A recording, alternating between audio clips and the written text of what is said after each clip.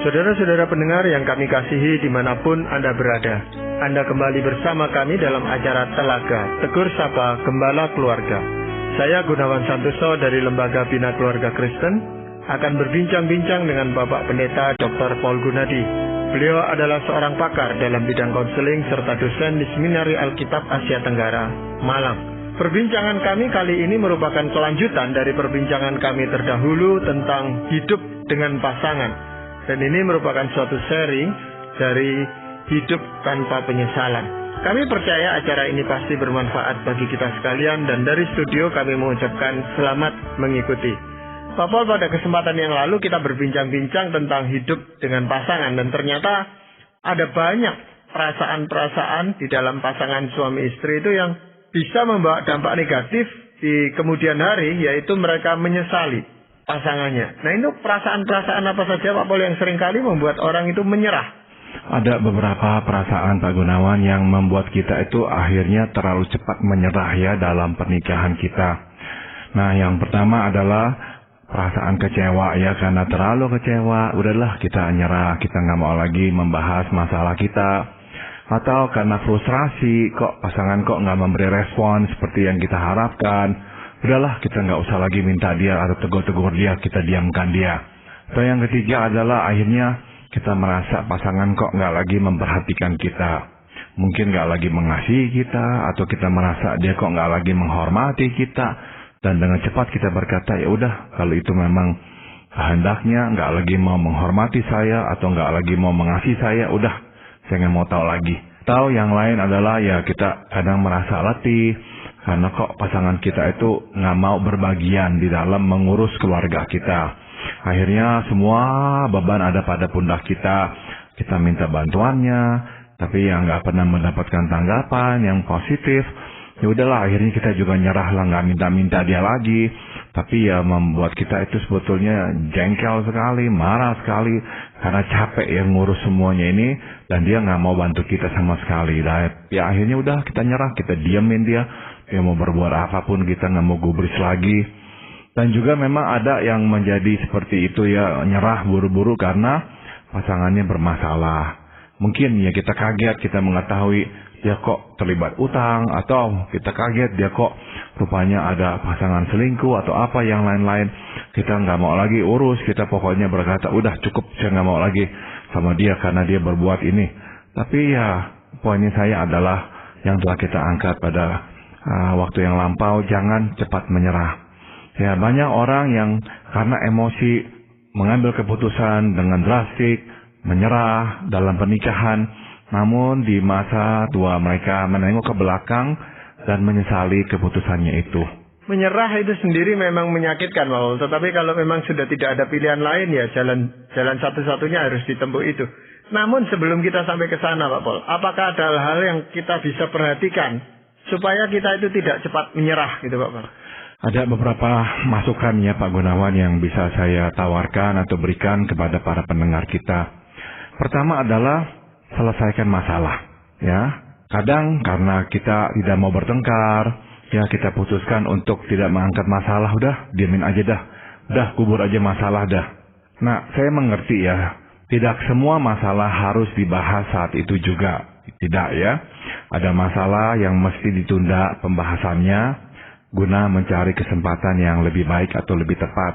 Namun pada prinsipnya kita harus menyelesaikan masalah. Jangan takut bertengkar dan jangan takut terluka. Ada kalanya karena takut bertengkar kita akhirnya mengubur masalah, tidak mau mengangkatnya lagi.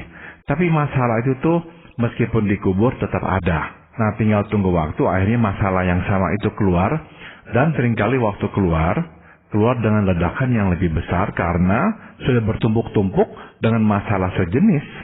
Kalau masalah itu hanya satu kali terjadi, terisolasi lah. Nah, mungkin saja ya setelah kita kubur nggak akan muncul lagi. Namun umumnya kan masalah itu terulang lagi. Nah, waktu terulang, masalah kita akhirnya menggunung. Nah, waktu meledakannya besar sekali. Jadi tetap ya, saya mau menganjurkan kepada para pendengar kita adalah lebih baik bila kita bertengkar dalam usaha menyelesaikan masalah daripada mendiamkan masalah. Ya, ada orang yang menganggap memang masalah itu akan hilang sendirinya dengan berjalannya waktu. Dan memang ada Pak Paul, beberapa masalah-masalah kecil yang ya dengan berjalannya waktu hilang sendiri, tidak pernah muncul lagi. Tetapi ada yang menggumpal itu sehingga suatu saat meledak menjadi suatu permasalahan yang lebih besar. Nah, bagaimana kita itu bisa mencirikan masalah ini perlu dibahas dan masalah ini tidak perlu dibahas? Apa yang menjadi indikatornya, Bapak? Kalau kita bisa berkata bahwa setelah saya lupakan masalah ini nih, saya benar-benar nggak akan mempersoalkannya lagi kalau harus muncul lagi. Nah, kalau kita bisa berkata saya tidak akan mempersoalkannya lagi, ya silakan lupakan. Tapi kalau kita bayangkan ke depannya, masalah ini kalau muncul lagi, saya pasti marah. Berarti ini adalah masalah yang belum selesai sampai diselesaikan. Maka kita harus selesaikan. Jadi ya gunakanlah ujian tersebut. Kalau kita berkata, oke, kalau sampai muncul lagi, udah nggak apa-apa kok, saya nggak persoalkan. Ya udah. Tapi kalau kita nggak bisa berkata begitu dan kita akan tetap persoalkan, ya mendingan kita harus selesaikan. Saya berikan contoh Pak Gunawan. Kadang istri saya itu berkata begini kepada saya, aduh Paul, kamu kok kurang romantis ya. Saya itu tuh berharap kamu bisa lebih romantis, tapi ya udah nggak bisa kamu memang. Dan dia berkata, kamu itu tuh punya begitu banyak hal-hal lain yang baik, yang indah, yang positif. Dan saya bersyukur ya mengenal kamu sebab saya bisa melihat semua yang baik-baik pada diri kamu itu. Jadi ya udahlah, yang ini kamu nggak bisa berikan kepada saya, yang nggak apa-apa. Nah, itu contoh yang memang membuktikan bahwa kalaupun hal ini muncul kembali, saya kurang romantis, istri saya tuh nggak lagi mempersoalkannya. Maka dia bisa kubur, dia bisa lupakan. Nah, saya sendiri ya tetap berusaha untuk mau ya lebih romantis dan sebagainya, tapi ya dia sendiri tuh udah bisa melupakannya. Tapi kalau misalnya ini nih kebutuhan yang sangat besar dan dia nggak bisa lupakan begitu saja, sehingga kalau kebutuhannya muncul dan saya nggak bisa memenuhinya, dia akan marah-marah sama saya. Nah, berarti dia mesti ngomongin, dia mesti beresin dulu Pak Gunawan, sampai kami berdua menemukan titik temunya. Untuk menyelesaikan masalah kan dibutuhkan tanggapan dari kedua belah pihak, Bapak. Kalau yang satu mau menyelesaikan, tapi yang pasangan kita tidak mau menyelesaikan itu, lalu titik temunya di mana, Bapak? Sudah tentu itu idealnya ya Pak Gunawan. Tapi dalam faktanya saya harus akui, kadang yang satu ya lebih mau terbuka, yang satu kurang. Yang satu akhirnya tuh ya tertutup lah, nggak mau bekerja sama lah, masih bodoh lah. Tapi yang saya minta adalah ini nih. Kita ya mesti memiliki sikap yang terbuka untuk melihat diri apa adanya dan bersedia untuk berubah. Jadi kita lah yang mesti memastikan kita ini yang bersedia berubah. Nah, inilah sikap yang mesti kita kedepankan. Nah, waktu pasangan melihat kita, kok kita ini nih bersedia berubah, kok kita ini nih kok bersedia menyesuaikan diri, dan kita katakan kepada pasangan kita, yalah kamu nggak bisa begini, nggak apa-apa, saya coba sesuaikan diri. Nah, perlahan-lahan atau mudah-mudahan deh ya, perubahan-perubahan yang kita tunjukkan itu bahwa kita ini siap belajar, kita siap berubah, akan memotivasinya untuk melakukan hal yang sama. Sebab harapan saya adalah dengan kita yang pertama-tama memberi contoh, kita mau belajar, berubah dan sebagainya, dia akhirnya tuh ya tergeraklah untuk melakukan hal yang serupa. Ya, ada kekhawatiran sebagian pasangan itu Pak Paul, kalau mau mendiskusikan, mau menyelesaikan masalah ini, mereka khawatir nanti masalah ini berkembang tambah besar gitu. Jadi yang diselesaikan bukan hanya masalah itu sendiri, beranak pinak Pak Paul. Dan ini orang nggak menghendaki gitu. Betul sekali. Maka waktu kita mau menyelesaikan satu masalah, sebaiknya memang kita katakan apa itu tuh yang kita mau selesaikan. Dan dalam penyelesaian atau dalam proses penyelesaiannya, memang kalau bisa dua-duanya ya, mempunyai kepekaan ya untuk melihat kok ini kayaknya ini udah nyimpang nih. Dan salah satu di antara keduanya, kalau bisa ya dua-duanya, mesti bisa berkata, stop, kita ini udah menyimpang nih. Kita lagi membicarakan ini kok sekarang kita ngomonginnya inilah itulah, nggak bakalan bisa selesai nih. Jadi mesti ada seseorang yang berkata, stop, kita kembali lagi ke pokok permasalahan. Jangan nyimpang kemana-mana. Nyimpang kemana-mana nggak akan selesai. Sebab sepertinya kita itu tuh ambil batu, disambit, ambil batu, sambit lagi. Kita disambit, ambil batu, sambit lagi. Nah, nggak akan selesai. Maka ya kita dua-dua mesti berdisiplin diri, hanya fokus pada pokok permasalahan. Nah, masukan yang lain yang ingin Pak Paul sampaikan apa Pak Paul? Buatlah komitmen untuk perbaikan. Jadi maksudnya begini, kita harus menegaskan bahwa kita ingin dan akan berupaya sekeras mungkin untuk memperbaiki atau meningkatkan mutu pernikahan kita. Nah, kebulatan tekad seperti ini menempatkan pernikahan pada prioritas yang tinggi. Sehingga pernikahan bukan hanya harus tetap ada, tapi terlebih penting pernikahan harus bertumbuh menjadi lebih baik. Nah, jadi saya berharap dua-dua ya, suami dan istri sudah menunjukkan tekad itu tuh, komitmen itu, bahwa kami mau membuat pernikahan ini nih lebih baik. Nah, acap kali ya, waktu pasangan melihat tekad kita menjunjung tinggi pernikahan dan menjadikan pernikahan kita suatu pernikahan yang sehat, nah pasangan pun tergugah ya untuk melakukan hal yang sama. Nah, sebaliknya Pak Gunawan bila kita ini cepat menyerah, sikap ini malah mengkomunikasikan kepada pasangan bahwa kita tidak menempatkan pernikahan kita pada urutan atas dalam hidup kita. Ya, mungkin kita berkata, udah kalau kamu nggak mau, saya juga nggak mau tahu.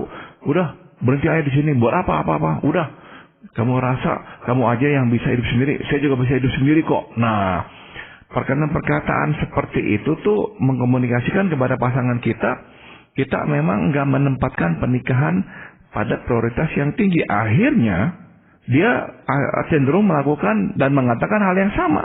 Buat apa mempertahankan pernikahan ini?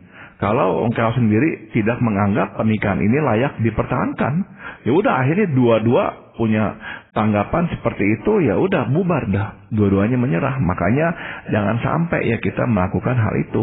Nah, komitmen ini kan sebaiknya dilakukan sebelum kita itu memasuki jenjang pernikahan. Dan memang sudah sejak awal kita berkomitmen untuk menempatkan pernikahan ini sebagai suatu prioritas yang tinggi gitu Pak Mas. Betul, dan setelah kita ucapkan, kita ikhlaskan, kita mesti buktikan lewat perbuatan kita Pak Gunawan. Jadi saya dalam usaha kami membereskan masalah, kami ya secara berkala mengatakan hal-hal seperti ini, yaitu saya itu tuh pokoknya maunya satu aja, supaya pernikahan kita ini bertambah baik. Saya ini maunya hanya satu aja, yaitu jangan sampai kita nanti nih harus membahas masalah yang sama. Saya nggak mau ini terulang lagi nih. Sebab saya mau pernikahan kita menjadi lebih baik.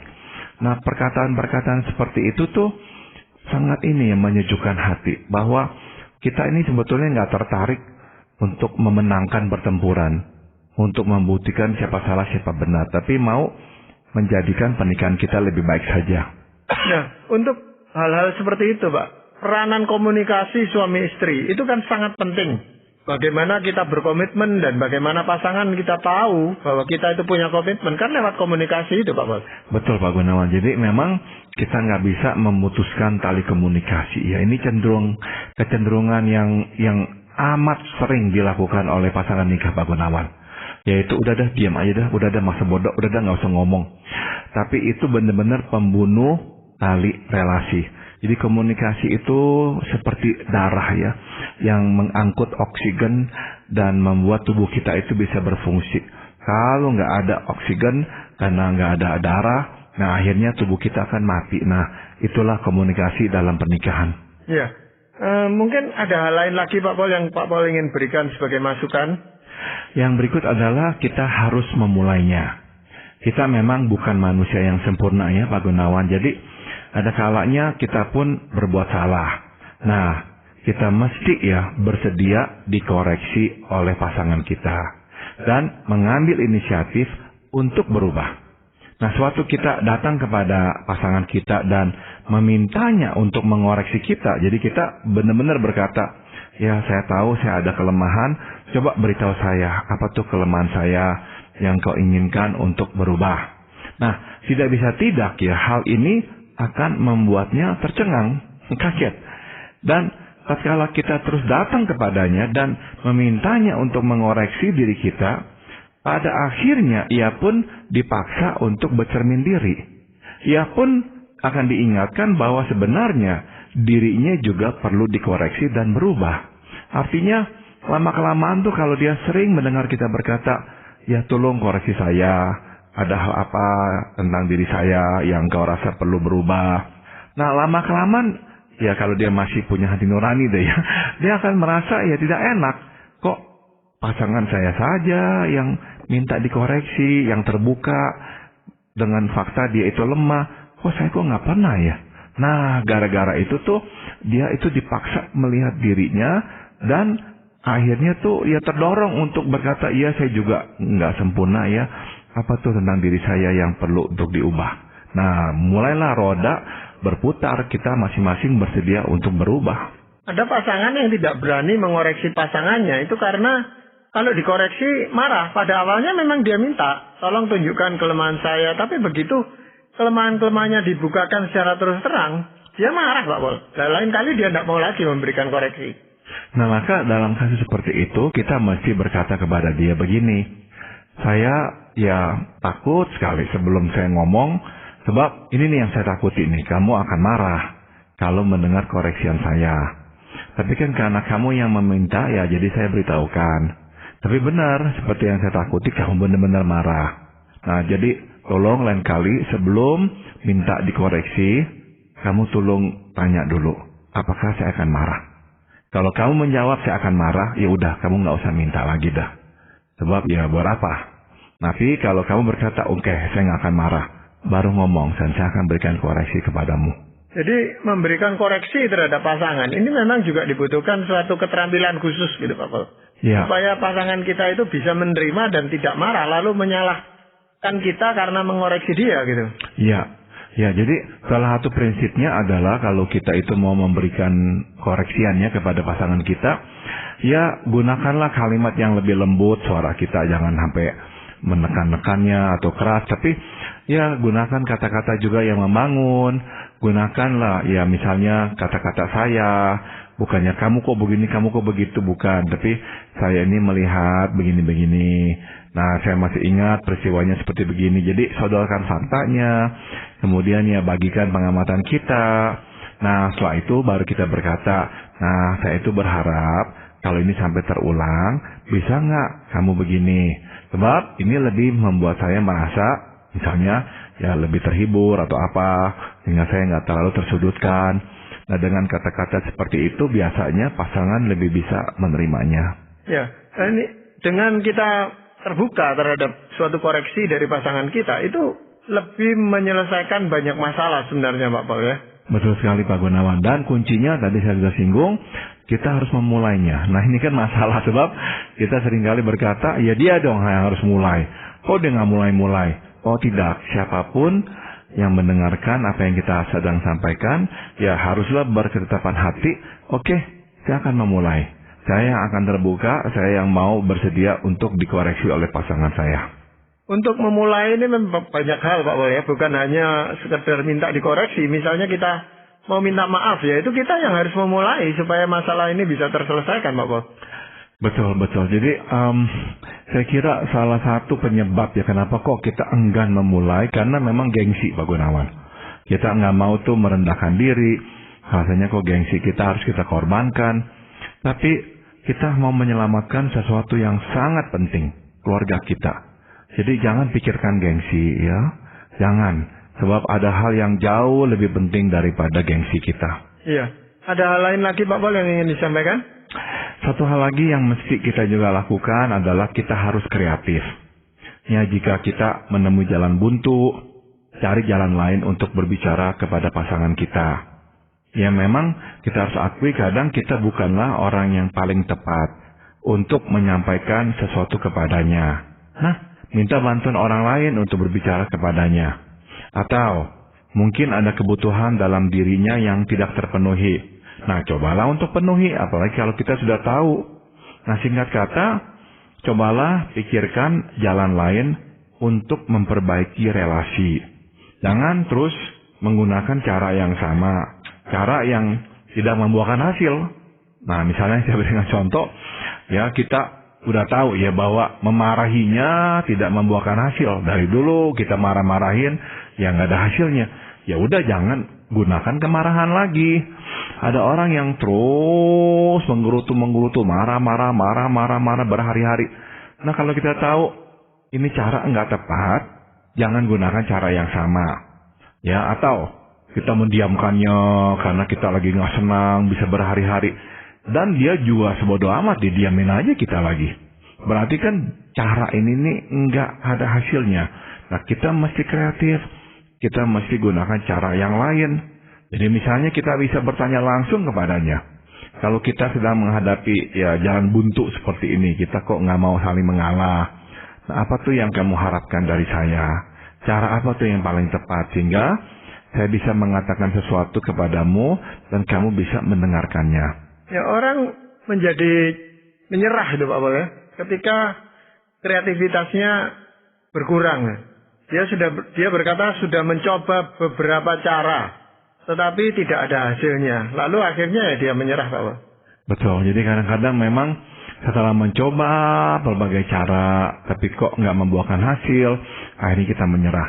Ya kalau itulah yang terjadi ya, saya masih bisa ya terima lah, memang kita nggak sempurna. Ada waktu-waktu kita berkata, udah dah saya nggak bisa lagi karena saya sudah mencoba ya. Namun ya permintaan saya adalah jangan terlalu cepat menyerah. Cobalah bertahan, cobalah gunakan cara lain, sebab siapa tahu cara lain bisa ya membuahkan hasil. Tapi anehnya Pak Paul, orang yang sama ini di tempat pekerjaannya atau di tempat pergaulannya dia sangat kreatif sekali, sehingga membuat dia bergairah di tempat kerja atau di tempat pergaulannya itu. Mungkin karena di dalam rumah ya dia nggak mendapatkan hasilnya Pak Gunawan, sebab ya kita itu tuh butuhlah imbalan, ada hasilnya. Kalau kita melihat di rumah kok kita berbuat ini itu kok nggak ada hasilnya, udah dah kita nyerah. Sedangkan mungkin di tempat pekerjaan kita bisa memetik hasilnya, orang kok menghargai apa yang kita lakukan, jadi kita makin bersemangat. Iya. Masih ada lagi hal lain Pak Paul yang ingin Pak Paul sampaikan? Ada satu lagi Pak Gunawan, supaya kita jangan cepat-cepat menyerah ya, supaya nanti di hari tua kita tidak menyesali keputusan kita. Yaitu kita harus berdoa dan berbuah. Nah, dua kata yang saya mau gabungkannya, berdoa dan berbuah. Saya berikan contoh misalnya Hana. Hana itu berdoa meminta anak selama bertahun-tahun, bukan berminggu-minggu. Nah, kadang ya Tuhan memang menahan jawaban doa oleh karena ada rencana tertentu yang ingin digenapinya terlebih dahulu. Namun ada kalanya Tuhan menunggu kita untuk berbuah terlebih dahulu. Apa maksudnya di sini berbuah? Berbuah artinya melakukan yang Tuhan kehendaki, ya, menjadi seperti yang Tuhan kehendaki. Nah, dalam kasus Hana, Tuhan menunggu hingga Hana berkata bahwa ia akan mempersembahkan anaknya kepada Tuhan. Dan kita tahu memang itulah yang dilakukan oleh Hana setelah anaknya Samuel lahir. Nah, jadi buah yang Tuhan inginkan adalah buah roh, yaitu kasih dan penyerahan. Jadi waktu Hana mengatakan, Tuhan, kalau Engkau memberikan saya keturunan atau anak ini akan saya serahkan kepadamu, itu berarti ya dia mengasihi Tuhan sehingga dia mau mempersembahkan anaknya dan dia mau menyerahkan semua hidupnya kepada Tuhan. Nah, seringkali Tuhan memang menunggu kita berbuah seperti itu, ya, barulah nanti dia akan memberikan yang kita minta. Jadi dengan kata lain, ya, dalam menghadapi masalah dalam keluarga kita terus berdoa dan berbuahlah. Jangan hanya secara pasif berdoa, tapi kita sendiri tidak berbuah. Dalam pengertian, kita tidak berubah menjadi seperti yang Tuhan kehendaki. Apakah doa kita itu didengar oleh Tuhan kalau kita itu sudah bernasar seperti Hana ini Pak Paul? Sudah tentu Tuhan mendengar doa Hana bahkan sebelum dia bernasar. Tapi memang Tuhan menunggu sampai Hana siap menyerahkan anaknya. Karena apa? Itulah rencana Tuhan atas anaknya Hana, yaitu Samuel. Jadi Tuhan seperti kita tahu memakai Samuel menjadi hakim terakhir di Israel. Dia juga menjadi seorang imam. Nah, setelah itu Tuhan mengizinkan Israel berubah bentuk pemerintahannya menjadi sebuah kerajaan. Namun, siapakah yang melantik mengurapi para raja Israel itu? Sekurang-kurangnya 2 raja pertama Israel, yaitu Saul dan Daud, itu dua-duanya diurapi oleh Samuel. Jadi Tuhan memakai anak ini yang akhirnya bertumbuh besar menjadi hakim sebagai hamba Tuhan yang sangat baik, yang sangat setia. Ya, tapi kita tidak bisa menggunakan Nasar ini sebagai cara untuk memaksa Tuhan memenuhi permintaan kita, kan? Betul sekali Pak Gunawan. Jadi jangan ya kita gunakan ini sebagai alat tawar ya. Sepertinya tuh kita itu mesti nyogok Tuhan dulu lah, baru Tuhan itu melakukan yang kita kehendaki. Oh tidak. Tidak ya, Tuhan tidak perlu disogok dan Tuhan tidak mau disogok sebab Tuhan tidak bisa disogok oleh kita. Iya. Ya. Apa sebagai kesimpulan dari perbincangan kita ini, baik yang lalu maupun yang sekarang, apakah ada ayat firman Tuhan yang ingin Pak Paul sampaikan atau kesimpulan yang ingin Pak Paul sampaikan? Pak Gunawan, terlalu cepat menyerah ya merupakan salah satu penyebab terjadinya masalah dalam pernikahan. Ya bahkan tidak jarang gara-gara terlalu cepat menyerah kita pun mengakhiri pernikahan. Nah, seringkali ya di kemudian hari kita menyesali keputusan yang dibuat dengan tergesa-gesa.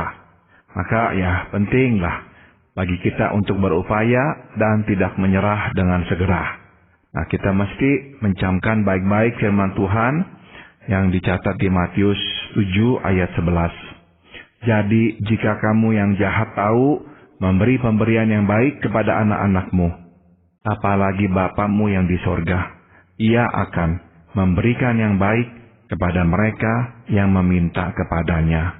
Jadi jangan menyerah dalam pengertian Tuhan masih ada.